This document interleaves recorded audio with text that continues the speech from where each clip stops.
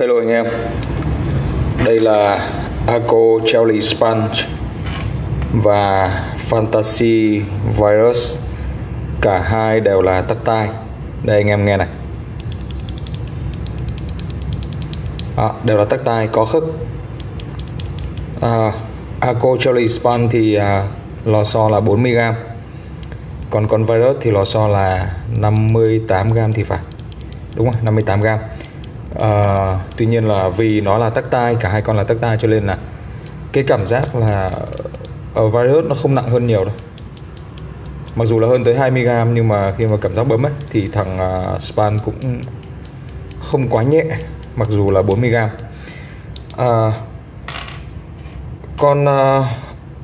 Con Jelly Span thì nó sở hữu lò xo là 22mm. Cả hai con này đều là lò xo 2 tầng. Lò xo 2 tầng thì sao? Như mình đã từng nói nhiều lần, đấy là nó tạo ra một cái cảm giác bottom out rất là đã. Rất là cái lúc mà cái khớp nó xuống và nó lên ấy, thì cái lò xo 2 tầng này nó hỗ trợ cho cái cảm giác đó rất là phê. Mặc dù cùng là lò xo 2 tầng, nhưng mà lò xo của con Fantasy thì chỉ có 19mm, còn của Span thì 22mm.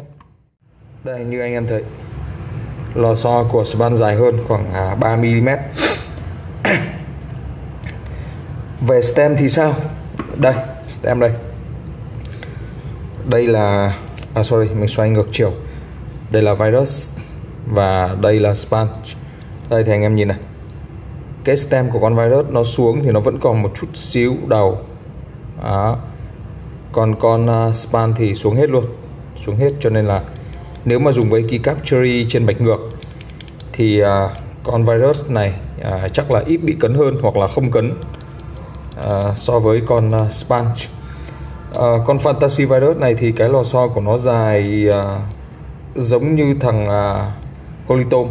Đây, Holy Tome cũng dài, cũng thừa ra khoảng tầm 1mm. Nhưng mà cũng là Fantasy. Đây, ở đây có Fantasy DVA thì con này cái stem lại lút sâu xuống dưới luôn. Cùng cha khác bố cùng của Fantasy.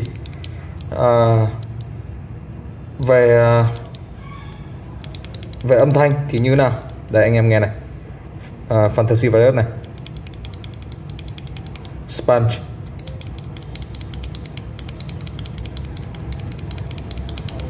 Cảm giác thằng Span sạn hơn một chút xíu. Còn Fantasy thì rất là mượt, rất mượt, và cảm giác cái bottom out của nó cũng thích hơn so với Span. Nhưng mà bù lại thì Span có cái đầu stem chống bụi. Còn thằng này thì không. Ok. So với Boba Ubuntu nhá, Boba Ubuntu thì âm mịn hơn cả hai thằng, đúng không? Tất nhiên rồi, tại vì thằng Boba giá cao mà. So được với thằng nào nữa nhỉ? Thằng này thằng Faker gì quên tên rồi, cũng tắc tai luôn. Faker này âm cũng không đanh bằng hai con này. Hai con này âm đanh hơn, đúng không? Rồi ở đây có cái gì nữa rồi? Có Aco Lavender. Lavender thì nhẹ, âm thanh thì cũng không có gì nổi bật. Ok. Ở đây có Glorious Panda. Âm mịn hơn hai thằng, đúng không? Tất nhiên rồi, Glorious Panda nó giá tiền nó gấp đôi mà. Hai thằng này thì tương đương nhau khoảng tầm 6.000 một con. Ở đây thì mình đã lắp sẵn lên bàn phím. Mình dùng kit 3098B và keycap GSA. Một nửa bên này là Sponge và một nửa bên này là Fantasy Virus. Bây giờ mình sẽ gắn keycap để test âm cho anh em nghe. Quên, trước khi test thì chắc là thử led trước đi, đúng không? Thử led xem là hai thằng nó tỏa led như thế nào nhé. Đây. Thì anh em có thể thấy là gì? Thằng Sponge thì do là cái top housing của nó. Đây, cái top housing của nó Mặc dù là màu vàng nhưng mà cái phần để tỏa led lên thì nó lại màu trắng trong. Thế thành ra gần như là nó không có chặn, nó không làm thay đổi màu led. Còn thằng Fantasy Virus thì do là cái top housing của nó là màu xanh, mặc dù là nhựa trong nhưng mà màu xanh nó khá là nặng, và ở cái phần tỏa led này thì nó lại không làm màu trắng, nghĩa là nó không làm màu trong, nó đổ màu xanh hết cái top housing luôn. Đó, nó đổ màu xanh hết cái top housing này, anh em nhìn này. Sorry anh em, cái máy của mình nó lấy led nó hơi cùi tí.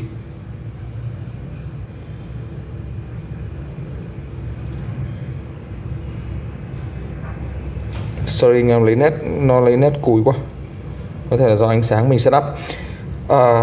Nhưng mà mình mô tả như vậy để anh em mường tượng ra. Cái top housing của thằng Span thì nó ở cái phần tỏa led lên thì người ta không đổ màu, còn của con Virus thì có đổ màu, cho nên là anh em thấy này, con Virus nó làm cho led lên bị sai màu khá nhiều, đúng không? Đèn màu gì thì cũng ngả sang xanh hết. Còn thằng Span thì không bị. Ok, đấy là về led. Bây giờ mình sẽ gắn keycap và test thử âm nhé. Start trước. Start thì mình đang gắn Fantasy. Thử Fantasy trước nhé.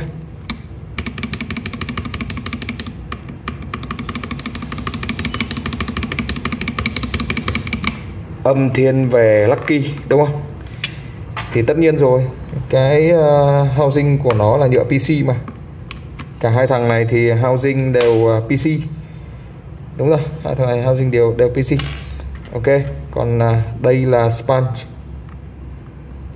Để xem là gắn start với nó như thế nào.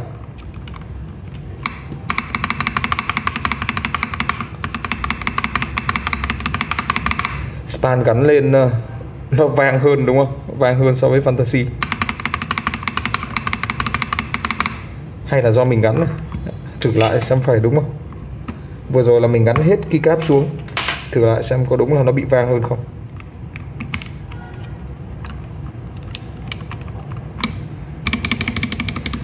Đúng là như thế anh em ạ. Gắn Fantasy vào start, cái âm nó nghe trầm đục hơn hẳn. Mặc dù vẫn là Lucky thôi, nhưng mà âm nó nghe trầm đục hơn. Còn gắn Span thì gắn lại lần nữa cho nó chắc cú. Chắc cú.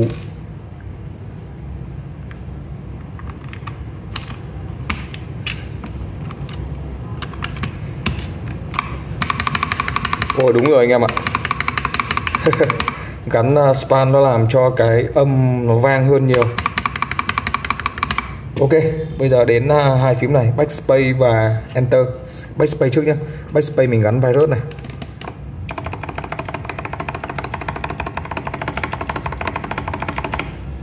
Rồi, Enter mình gắn Span.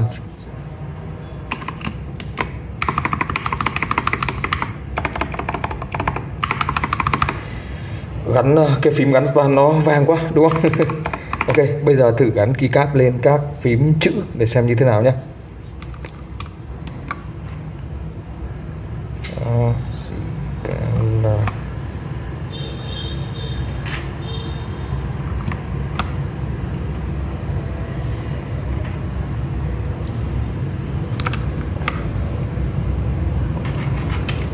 Đây, có hai phím chữ cùng hàng R2. Mình đã gắn keycap lên rồi là GH, đúng không? Bây giờ thử nhá. H này. H là Virus, G là Span. Vang hơn đúng không?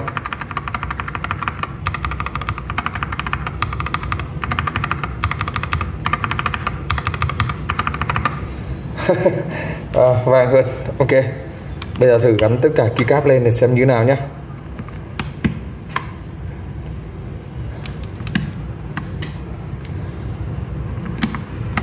Cả hai con này mình đều chưa loop nha anh em. Và cảm giác khi mà chưa loop ấy, thì Virus mượt hơn, còn Span thì hơi sạn.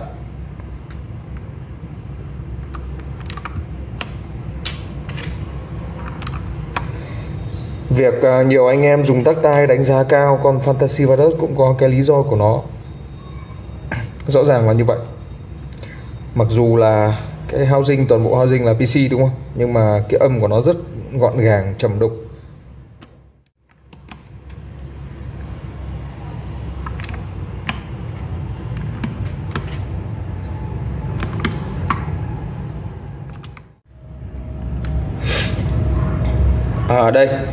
Ở đây đã có phím N và B là ở hàng R1. Mình thử xem hai phím này thì có khác gì so với GH không nhé. B là virus này, N là span trước này,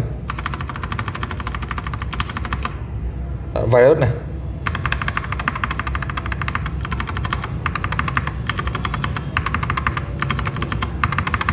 Cảm giác là virus âm nó vẫn gọn hơn một chút xíu so với span. Hàng R1 là hàng mà cái phần cây này mỏng nhất, nghĩa là nó ít vang nhất đó. Thì thằng span đã đỡ vang hơn so với các hàng trên rồi. Nhưng mà so với virus thì cái cảm giác á, cái mình nghe được á, thì virus nó vẫn gọn gàng, cái âm nó vẫn gọn gàng hơn một chút xíu. Ok, gắn hết vào nhé. Sau đó test thử xem nó như nào.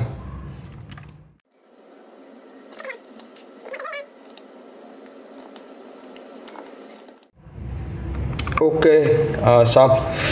Bây giờ mình thử nhá.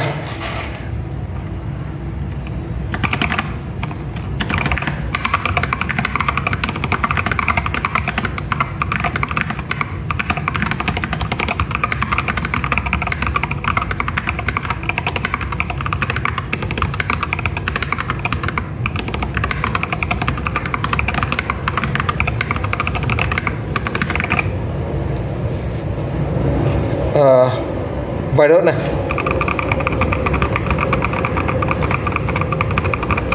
span này, virus này,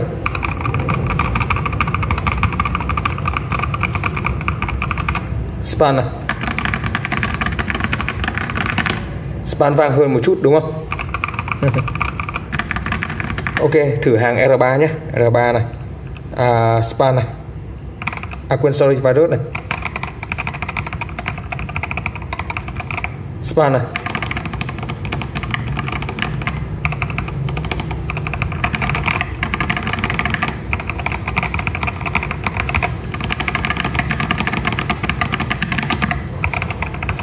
Virus nghe gọn hơn đúng không? Nó ít bị những cái âm thanh mà không hiểu từ đâu ra hơn là so với thằng span. Span là có nhiều âm lạ lọt vào, còn đây là nghe là đúng như là chỉ có stem va vào housing và gần như là vậy. Còn bên này thì nhiều khi nghe cả tiếng sộc sạch. Ok, thì không biết là khi mà lúc hai con vào thì sẽ như thế nào. Cái này chắc là mình sẽ thử lúc và mình sau test lại cho anh em trong một video khác. Hai con switch về giá thành thì là tương đương nhau, same. Còn về lò xo thì con virus này nặng hơn khoảng 20g. Cảm giác bấm nó cũng phản hồi dứt khoát hơn so với thằng span. Thì trong cái tầm giá đấy thì tùy anh em thích nặng hay thích nhẹ thì anh em lựa chọn. Mình nghĩ là cả hai đều là một cái sự lựa chọn ổn. Về âm thanh thì virus ổn hơn, nhưng mà về led thì thằng span này nhỉnh hơn. Đấy là nó không làm thay đổi cái màu led. Ok, cảm ơn anh em đã xem video và xin hẹn gặp lại anh em ở những video lần sau. Chào tạm biệt anh em.